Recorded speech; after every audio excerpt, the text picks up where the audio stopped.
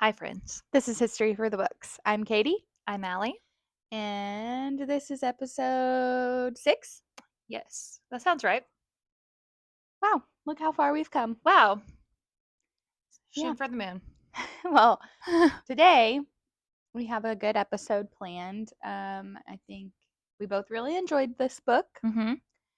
and it's going to be fun because it's a very interesting Mm. topic. Mm-hmm.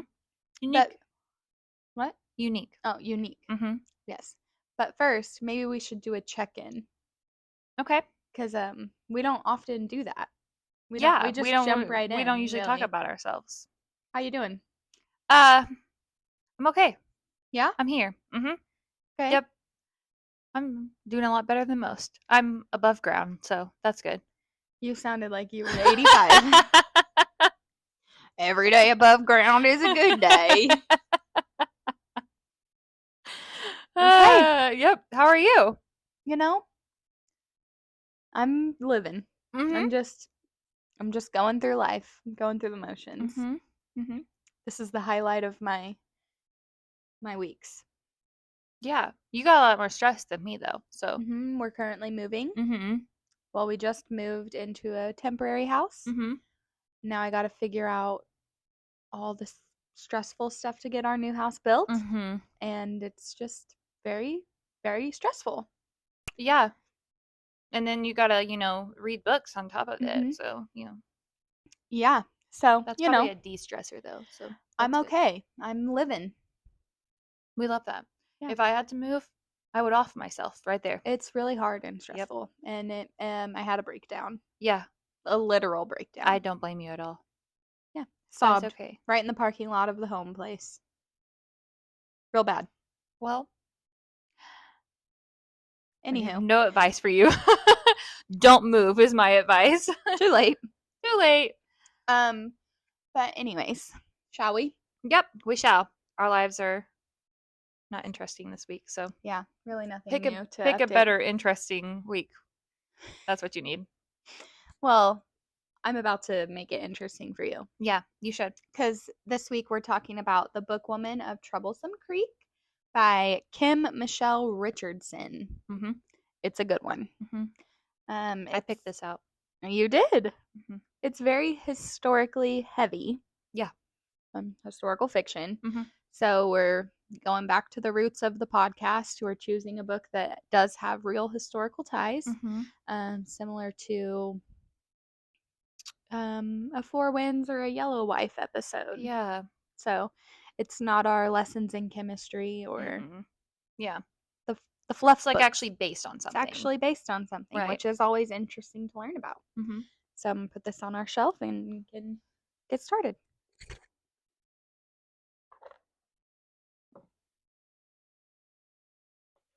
I'm just gonna give this off with the pre-notion that I read this way back during COVID. Like I remember it on the desk of my old bosses. Like that's how long ago it's been. Yeah. And you might be a little foggy. So I might be a little foggy. But Katie just read it. She just read it. So she knows. I still might be a little foggy because I read this during all the stress. Yeah. A, and then B, I tend to forget plots of books immediately after I'm done. Yeah. So, but I have notes here on my phone to remind me, and so it'll be good. Mm-hmm. I think we can do it justice. Mm-hmm. So, this topic that this book talks about is really interesting to me, so it is. It's really interesting. I'm to excited. Me as well. Okay, let me get a drink of water real quick. I'll get one too. Grab your drinks and your snacks. Get ready to hear about a good book and then learn a couple things with Allie at the end. Here we go. Here we go. Okay, so The Bookwoman of Troublesome Creek. It takes place in Kentucky, in the hills, way deep in them hills. Okay, in Troublesome Creek. In Troublesome Creek, Kentucky, and we are in the midst of the Great Depression. Okay, so we've talked about the Great Depression a couple of times on this podcast. Here we are again in the year 1936 in the 30s. Okay, And we are following Cussie Mary Carter. Mm-hmm. What a name, Mm-hmm. Cussie. She is a 19-year-old pack horse librarian, which I'm sure Allie is going to tell us all about the pack horse librarians in her segment. No? I was just gonna hit on it that's historically accurate. I didn't have a whole segment for that. Well, I mean, I'm going to tell them what it is. So, Okay. I mean, Okay. Yeah. You should. but the Pack Horse Library project was basically government funded, Yeah. and it was to bring books to underprivileged areas. So, like the hills of Kentucky, not a lot of people had books to read. Pretty much anywhere Nobody. like along the Appalachian. Yeah. So, what they would do is they would send books to Appalachia. these centers and hire some people who wanted to disperse these books. Mm-hmm. And it would work just like a library does that you would go to today. Right. This woman or man would ride on their donkey or walk and take these books to schools or just people who were interested in reading them. And they would rent them out for a week until they came back through on their route to swap them out. I'm gonna pause. Have you ever heard of like bookmobiles? Mm-hmm. Yeah. It is basically like that, but it's like here we had bookmobiles, right? Mm-hmm. Because like in the Ozarks, except where we are at least, it's a lot easier to like drive where you need to go. Yeah, But in these. not in the mountains. Yeah. Nope. So they yeah. had to use horseback. Cussie is a pack horse librarian, and she makes her way through the hills, and it's really grueling, honestly. Like, she has to go through horrible terrain to get to these people. Yeah, snakes, just horrible, like, conditions. And it doesn't matter what season, snow, rain, shine, doesn't matter.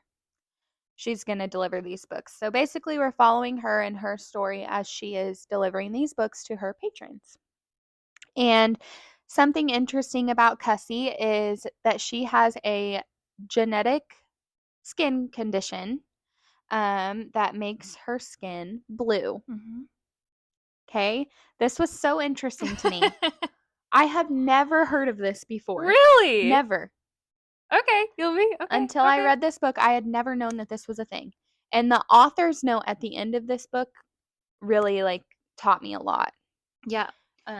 I wanted to read this because I had already if that's a thing, pre-knew about the blue people of Kentucky. And I think I watched a documentary some point in high school. And then my aunt in her biology class brought them up. And then later on in college, they also got brought up again. Yeah, no, I had never heard of it. Anthropology, I think I had to write. And that's what they're called, the blue people. Never heard of them. And I'm sure some of our listeners will have never heard of them either. Probably haven't, yeah.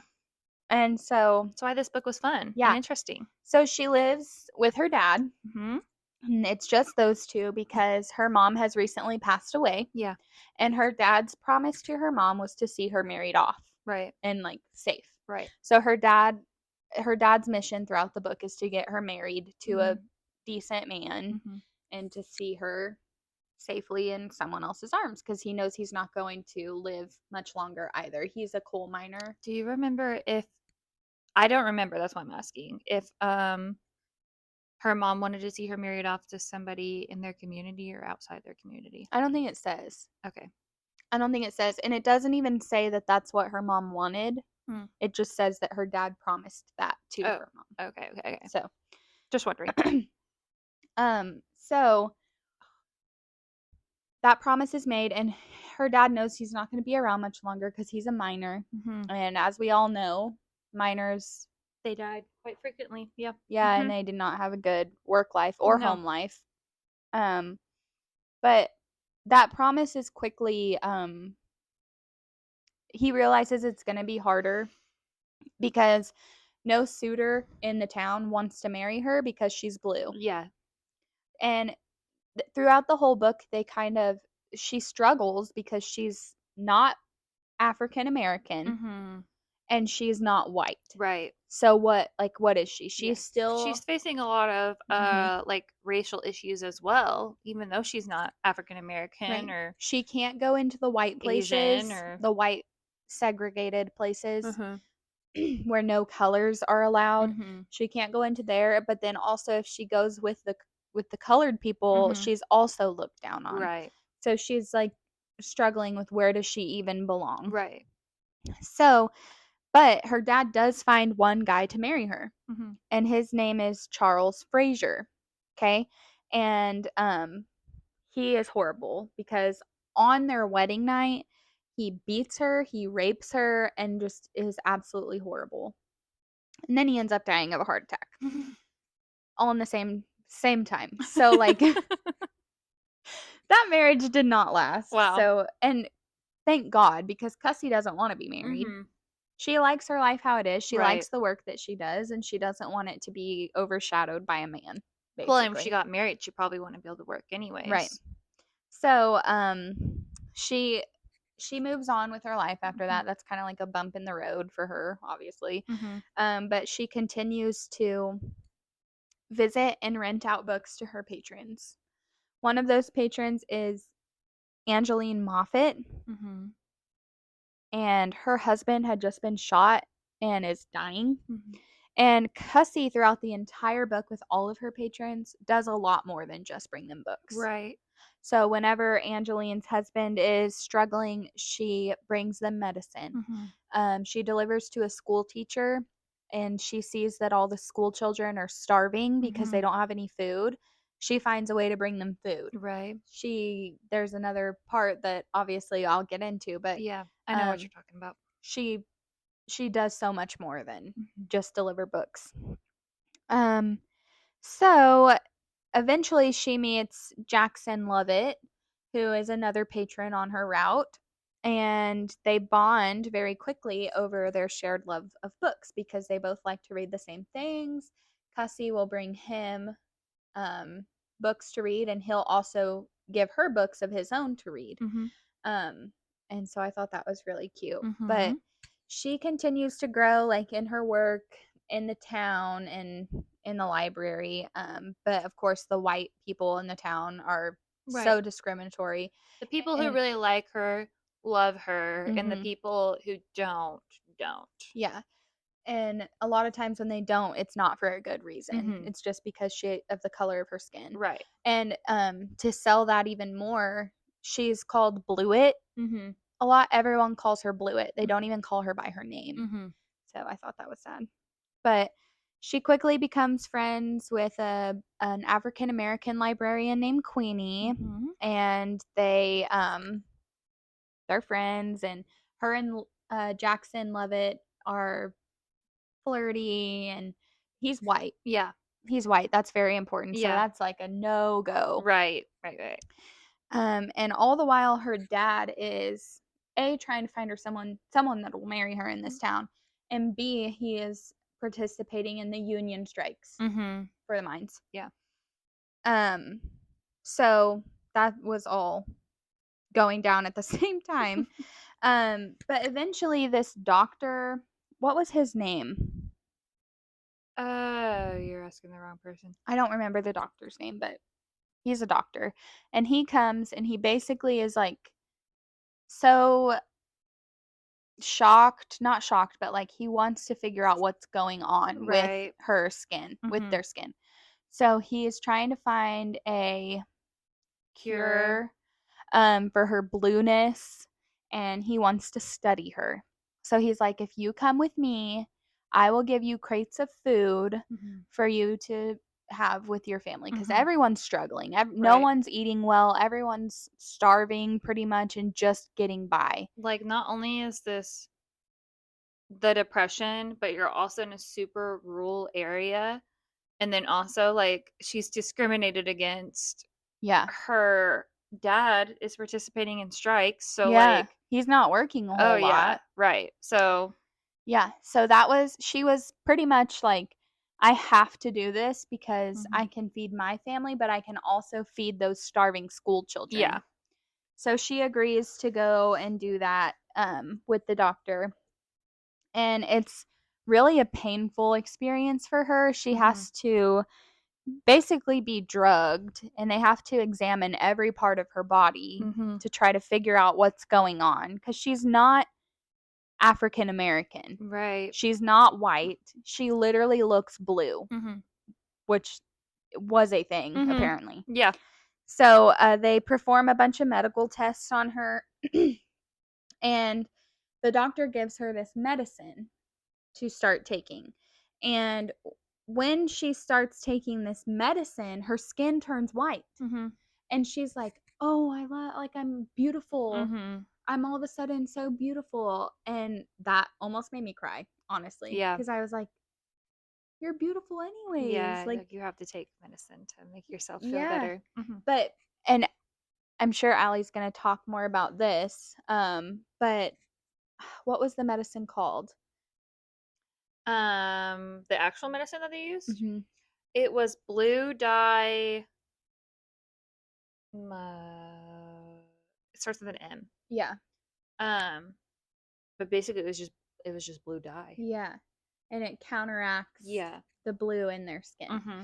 So it turned her white almost immediately, Yeah. but it made her extremely ill. Mm-hmm. Like, so ill, she couldn't even continue working. She Mm-hmm. was throwing up. She was almost passing out. I think she did pass out actually a couple times. She did.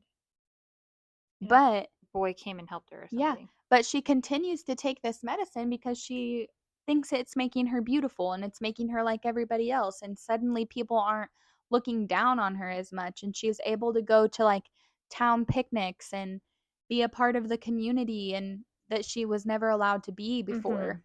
And so she keeps taking it, and it's destroying her. Right. So she eventually stops taking the medicine because Jackson tells her, like, "You are beautiful without being white. Right. Like, you don't have to take this medicine to be beautiful. You're the same you, Right. whether you're blue or white. Right. Like, it doesn't matter." So eventually she stops. And so Angeline that I talked about, she's also pregnant. And her husband is a piece of work. But she is, through the whole book, she's pregnant and more pregnant and closer and closer to giving birth. And then she finally does. And this is her first, right? Her first kid? Yeah. Yep. And she's so excited. She's going to name the baby Honey. And when the baby comes out, it's blue. The baby is blue to two not blue people. So they were like, "What's happening?" Right. Like, her husband thinks she slept with somebody else. Right. And he kills himself. Yeah. Spoiler alert. Yeah. I do remember that. Yeah, he kills himself because he thinks that she's cheated on him, and she has not. It's a genetic defect. It's not a defect. I'm going to talk about it. Yeah. That caused the baby to be blue. Well, Angeline is also dying from childbirth because there's no hospital like up there, and even if there were, like, in the 30s, like, there's not a whole lot you can do for a hemorrhaging mother. Yeah. You know a little bit about that. Your girl would have died in the 1930s if her first kid would have died. So I know all about the hemorrhaging girl. Yeah. So I felt like I was dying right then. Yeah. She and Cussie are talking as she's dying. And Angeline asks her, like, "Please take my baby. Right. Please take care of her. You're blue, she's blue. Right. Like, you're the only person who's going to understand what she's going to go through." And Cussie agrees and does take the baby, which does not go over well with her father. Yeah. But she does it. Yeah, he's like, "How am I gonna marry you now, girl?" Yeah, like, I can't marry you off now that you have a child. And like he's not in good health either, right? No. Yeah. Yeah. So since he knows his time is running out to find her some sort of stability. Yeah, and he's like, "I can't take care of this kid. You know, if you ever marry off, I can't take care of this kid." So and Cussie, whenever she got married to that guy and he beat and raped her, she did end up getting pregnant by him and had to self-abort. So she told her dad, like, I'll just tell people that it is the baby that Fraser's baby. Yeah. And the timing would add up. Like, Yeah. it's fine. She's true. my baby. Right. She's mine. Like, no one's taking her from me and no one's going to understand her if we don't do this. Right. So she ends up taking the baby and raising her. And during all of this too, Jackson and Blewett, Cussie,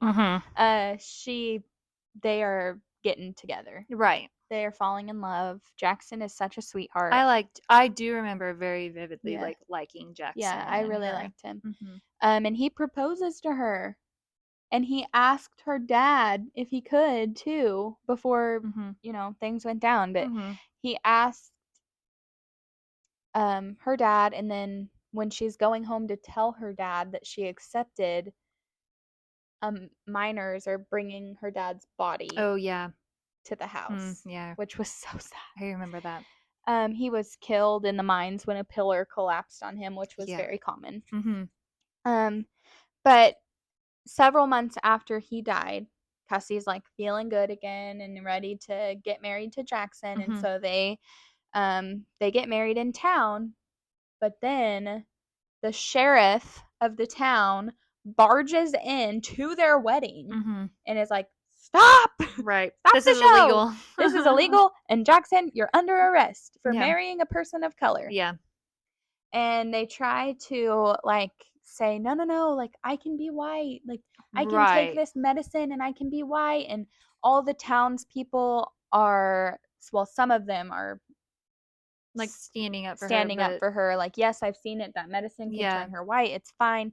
But the other half of the town is like, arrest them. Yeah. Like, saying derogatory terms at them. And because there's almost like a rivalry between like her people and like the townspeople. Yeah.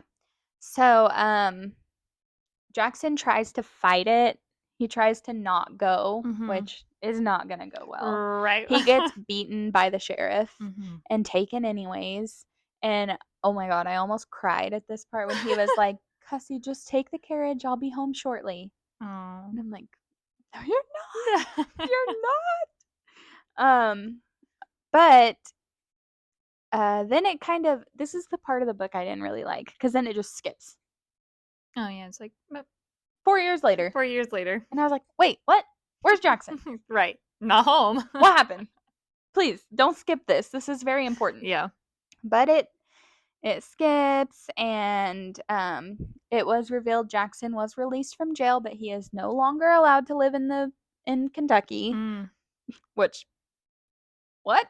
Hello? Right. That makes no sense. Yeah.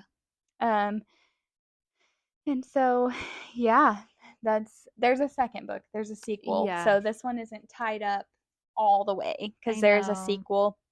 And it just came out. Maybe we will cover it one day. Maybe we won't. I plan on reading it. I'm going to read it for sure. I think it's actually on my list this year to read. Yeah. I just don't know when that's going to happen. So this is a very, very good book.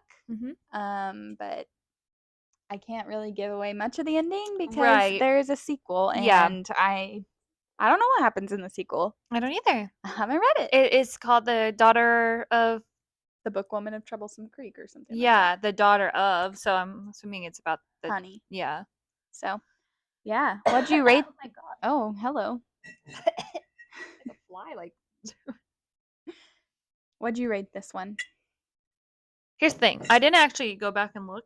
I wasn't prepared for this, but I think I rated it a 4. I rated it a 4 too. I don't think I rated it a 5. Yeah. I don't think. I rated it a 4. And it's just because, like, yes, I was attached to the characters, but not in a way where I was like, oh my God, I have to read right now. I have to figure out what's happening to Cussie. Right. Like, it was more so like, I listened to it on audiobook. So when I did too. When I was in the car, I was just like, okay, I'll turn it on, see what's going on. But like, I wasn't very attached, but I did want to know more. Yeah, So, I loved the story. Like I loved the I did like the characters. I don't feel like I was emotionally attached to them, but I did like them. yeah. I don't feel So, like there was enough but it from wasn't them. enough to give it a 3 where I was like, okay, like I'm reading this, it's okay. Like I did enjoy the story enough to Yeah. where I was like, okay. I just felt like I didn't get enough from the characters to really get attached. Yeah. And I don't know how much this author has written. I don't know if this is her first book or if she has more, but um I don't know. I feel like it was just like it was a good book and it wasn't like anything amazing necessarily. I didn't feel like super inspired by it, but I did like love I it. was inspired to learn more about the blue people, and Okay, well you're gonna I learn. held back because I was like, Allie's gonna teach me. It's Yeah, fine. it's fine. It's fine. So, oh yeah, So let me. 4 stars for both of us then. Yeah, 4 stars for both of Okay. us. Here's your notes. You can jump in at any time because I don't remember I know you said the author's note taught you a lot, so I Yeah. don't remember a whole lot about the author's note. I do remember the Pack Horse Library project. Like that was a Depression era. That's all I really had about it. Was like it was a Depression era thing. It was kind of like the bookmobiles, but obviously they could not take a car up, Mm-mm. you know, the mountain. So, anyways, so the Blue People of Troublesome Creek, Which is a real place. which is a real place in That's one Kentucky. thing that shocked me in the author's note. Mhm. Whenever like I saw the title, Mhm. Troublesome Creek, and there's another one that's like Hell's something, um, another town that's I'll find it, but I did not know that those were real places. Mhm. Oh my gosh, there's pictures in here. Yeah. I'll have to look at those. Um, People listening on Spotify, she's going through the book right now. That's what she's doing. yeah. Well, the point is, I didn't know that Troublesome Creek is a real place, Mhm. and that you know that was actually real. So, but anyhow, it's real. It's a real place. Yeah. Yeah, it I'll is. find it. Give me a Okay. sec. So, we're going back to the year 1820. So,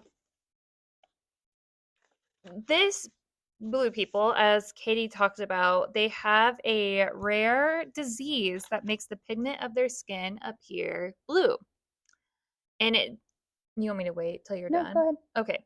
It dates back to 1820 when a French orphan named Martin Fugate, I don't know if I'm saying that right, but Fugate moved to Kentucky on the banks of Troublesome Creek. So Mhm. yeah, it's real. Um, and he married an Elizabeth Smith. Now, some of the sources that I read said her last name was Smart, and then some of them said her first name was Margaret, but it seems like the overall agreement of a name is Elizabeth Smith. So that's what I'm going with. And they were both white Mhm. and they were both carriers for this gene that turned people blue. So, even though they weren't related. So like what's the odds that this orphan from France like shows up to Kentucky Right. and marries this girl with the same exact recessive gene as him and then they have children? Which it's called um meth methyl Methemoglobinemia. methemoglobinemia. Yeah, that was literally Methemoglobinemia. on my thing. Yeah. So, methemoglobinemia, whatever. It's a doozy. Yeah, that's why I was like, am I going to pronounce this? I don't know. A super rare condition that occurs when the red blood cells contain abnormal levels of methyglobin, whatever. And I don't know if I'm saying that right. Not a I'm not a scientist. scientist, so I can barely pronounce the labels on the medicine bottles. Get So Elizabeth Dot in here. yeah, for real. Where's Elizabeth Zott? We need last week's. Yeah. Yeah, yeah. Um, it's a form of hemoglobin that can't carry oxygen to tissues, Mhm. and due to this lack of oxygenation, these people suffer from blue skin with purple lips and chocolate colored blood. chocolate colored blood, not covered. So crazy. Yeah. Like, I've never heard of this. Well, your oxygen, yeah, that does make sense. Like isn't that why they say like when your blood is in your veins, that's why your veins appear blue? I don't know. Maybe I'm making I that don't up. know. I'm making that up, probably. Anyways, so they had this condition. Smart, the wife, gave birth to 7 kids, and 4 of the 7 kids were blue, even though they were white. And they're probably like 18, 20, and they're like, what the actual F? Like, what is happening? Because they don't know, and nobody knows what the F this is. So, the gene is recessive, so it wouldn't have been a future issue. And in order for a child to have this condition, both the parents have to have this gene. So like you have to have parents who are carriers of this gene. And if only one parent had it, it wouldn't have been a big deal. The issue was that these suckers were intermarrying with each other. And yes, that was a big incest. So big thing. Uh-huh. In the author's note, she said that like first cousin, second cousin marriages was really big, and so the likelihood of I think both of them carrying it is big. One of the 7 children of these 2, he married his aunt. Love and that. Yeah, and then another one married her first cousin, which, to be fair, not saying incest is the best option for you, but when you are living in such a rural area, there's like nobody. You have to go down next door to the person. People here did that. Like, people here married the person next door because it was just too much effort to go across the county and marry somebody else. Well, when you live somewhere, typically you settle near your family, right? I could go down the street and probably run into one of my cousins here because my whole effing family's from here. Yeah. So you gonna go marry one of them? No, I married Kyle, whose family's from Mississippi, that I know I'm not related to, so I know I'm not incest with. Like, that's how bad it is. I had to ask my grandpa a lot, like, am I related to this person? There was a guy who had a crush on me, and I was related to him. Yeah, same. Same. I remember specifically coming home, and my grandpa, I was talking about this guy I really liked, and I said his name, and my grandpa was like, "What? That's your cousin." Yeah, no, yeah. So, anyways, you gotta be careful. So, to be fair, they didn't really have a whole lot of options. Yeah. Plus, they're blue. Right. No one wants a blue. Right. So they just kept intermarrying with each other, and thus it became a problem because now, typically, since they were marrying within the family, they all had the recessive gene within them. Yeah. It just keeps on going. So they just keep on going. They were also extremely isolated, which anybody living in Appalachia, typically they're isolated anyways, and they like it that way a lot of the time. And there was no roads or railroads going through that part of the neck of the woods, Nope. So you were walking through sticks and stones and breaking your bones. Right. Later would railroads come and roads come, but that took a long time. Not to mention how like shameful and like I don't know what this word is that I have in my notes, so it's not a word, that's why I don't look at it. Outsiderish. That is a word. I'm sitting there looking at that like, what? Relish. Outsiderish. That's probably not even a word. That's probably but it makes sense. But it makes sense. They felt like outcasted. When they had kids. So like not only can they not go outside their community because it's too far, but they probably don't want to because they're like, oh, people look at us like we're freaks. Yeah, exactly. And I think I did read how like it's a lot like the book. So within that community, their neighbors and stuff, they didn't think anything of it. But it was when they went into town or do something outside their neighbors that people started having issues with it. And according to Science 82, the bluest of the bunch was Lucy Stacy, who was a child of Levi Fugate and his first cousin, Hannah Ritchie. So she was like, her lips looked like she had been bruised. Her fingernails completely blue. Like she was the bluest kid that Holy cow. was in existence, apparently. So, yeah. Are there any And pictures of this? yeah, there's a bunch. I wish I would have. We'll have to post some in the Yeah, comments we on like will. the Facebook page. But there's one of they're leaning back their eyes, this guy's eyes, and even his eye around is blue, like Oh, his I need to the see whites this. of his eyes. Yeah. So some of these people were very blue at birth, but then later that pigment would go away as they got like a couple weeks older. And this happened with Benji Stacy, who I think is the last one of them. The last one of these blue people lives in Alaska. Still alive? He's still alive. And he's not blue anymore. He's the one that was born blue, but then it changed. So he's So normal if now he were to have a baby, well, with she's old now, but if he were to have a baby with someone who also carried it, mhm. this blueness could Yeah. continue. Mhm. Mhm. But like I Wow. said, I'll get to it, but the only reason that this is continuing so rapidly is because they're so isolated. Yeah. So but the chances of him meeting somebody else, like that's like it's not very big. But he only is you can only tell he's blue when he gets mad because his lips turn blue still and his fingernails. Huh. So anyways, he lives in Alaska, just so you know. We'll have to email him. Along with Guam. Is that going to be our thing? We'll Yeah, I just guess. email him. We'll just email him. Not text. Not Nope. call. I might Email. send him a postcard. There oh yeah, that would be good. Hey, listen to our podcast. Telegram. We're talking about you. So No, I'll email him. Don't worry. okay. He may not have signal if he's in Alaska. Add him to my list. I'll go there and knock on his Okay. door. He's in the email with Guam and And Hathaway. Hathaway. Shout out to you if you watched that episode and you know. Yeah. It's not funny if you don't. Yeah. Well, so anyways, he was born in a hospital and these doctors were like, "What the He's blue. He's blue, he can't breathe. We got to get this sucker a transfusion." So they were rushing him to go get a transfusion and his mom's like, "Hey, psst, have you ever heard of these blue people in Kentucky?" And the doctor's like, "No, ma'am, your child's dying. What do you want?"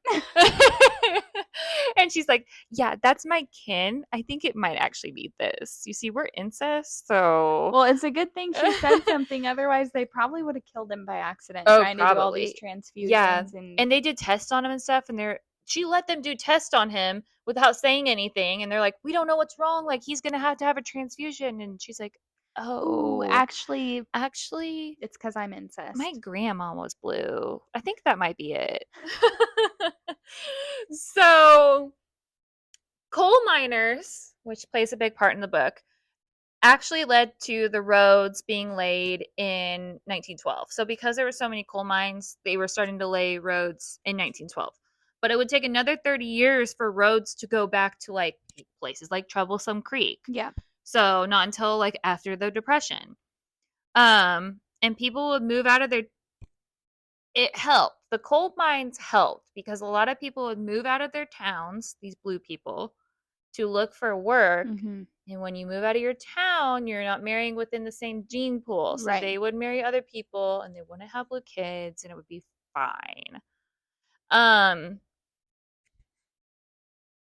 and so the blue would slowly disappear and it is unlikely today that even if somebody had this recessive gene, right? One of these people are still alive and they marry me and we're not going to have blue kids. But like say I was a carrier, it's very unlikely what I'm saying. It's very unlikely that they would meet somebody else that is a recessive carrier for this Man, gene and have blue kids. that is so weird. I It's know. like such an anomaly. Yeah.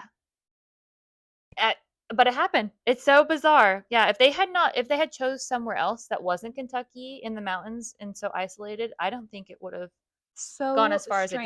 strange. Like if they lived here in Lebanon, even though we married people down the road, like probably wouldn't have been as big as it was. It's crazy. So it wasn't until the 1960s that people really started to be bothered by these blue people and the history of these blue people. And they started looking for a treatment for their conditions.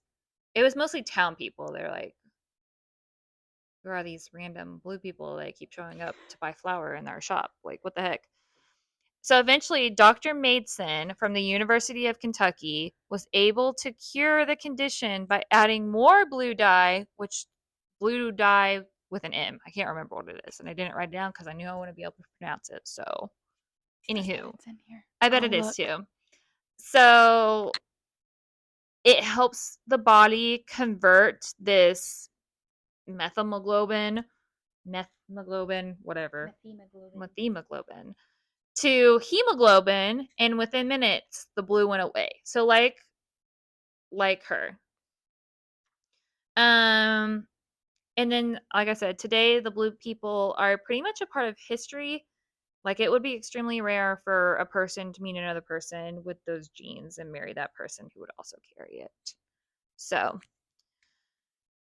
that's pretty much all I had for them. Like I'm sure the author does such a better job. Methylene blue. There you go. Yeah. It's just basically a blue dye. Like, of Yeah. all things, let's just add more blue dye and see what happens. Could you imagine if they turned even more blue? Yeah, no, I couldn't. Like, then people would really lose their shit. Right. Right. Seemed kind of like a risk there, but Yeah, but I mean, it worked, so. well, did it though? It still made them very ill. I didn't read that, but I don't know. She probably did a lot. I mean, she obviously did a lot more research than me. She wrote a freaking Her book. author's note is extremely well written. Yeah. And if you read this book, you have to read the author's note. Mm-hmm. Because And she's from she Kentucky. even talks about like courting candles Mm-hmm. and where they came from, because she does use those in the book. Yeah, I remember that. So like every little historical piece that she mentions in the book, she justifies it and shows her research in that author's note. And I love that. Yeah, same. Now, like, I don't remember if I read the author's note or not. But now looking back, like, remember how Yellow Wife I gave her a 5-star because of the research? Like, I almost think maybe I would also give her a 5-star because of the research, but I'd have to go back and read the author's note. Can't remember if I did that or not. It was real good. I still gave it a 4 though. Okay. But yeah, no, she's from Kentucky. Yeah. So she write what you know about. Yeah, and she told me to. She told me. She told you? Did you email her? Emailed. She wrote in the book and I read it. So she told me. Personally, nobody else. It's not in that book. She told Katie straight through the audiobook. Specifically. It was a special message just for me. She said, Katie, I worked really hard on this research. Mm-hmm. And she was right. She was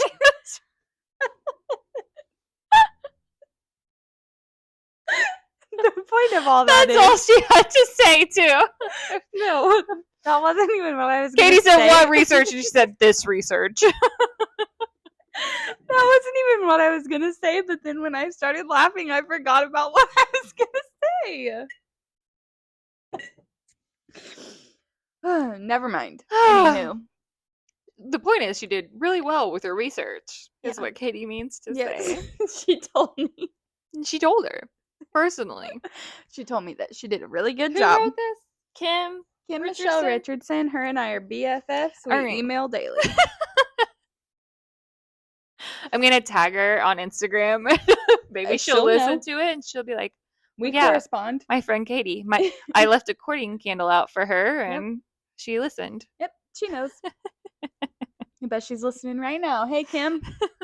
Telepathically, like talking to one another. Anyways, that's all I have for the blue people. But like I said, I learned about it super in high school and I was super fascinated by it. But I think it's because I really like Ozark history, Appalachian history, and so I just found it really interesting. What would you rate it? Oh, the historical accuracy? Oh, I'd rate it a 5. Same. Maybe that's what I need to do. Okay, 4 stars for the book. 5 stars for historical accuracy and research. She did it. I mean, just from what you're saying, even She though did a I don't really good remember. job. Yeah. She told me. She told you to rate it a 5-star too, huh?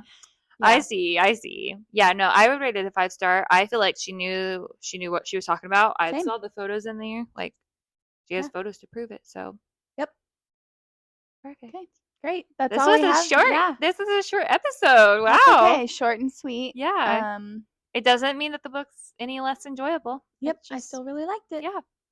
Just a shorter episode because there's not a whole lot. We weren't I laughing mean, for 20 minutes. it's Yeah. a shorter book too, so That's true. That's true. usually it's about the size of Yellow Life, and that one was a shorter episode That's also. true. So yeah, Perfect. that's all we have for you this week, and we will see you next week. See you then.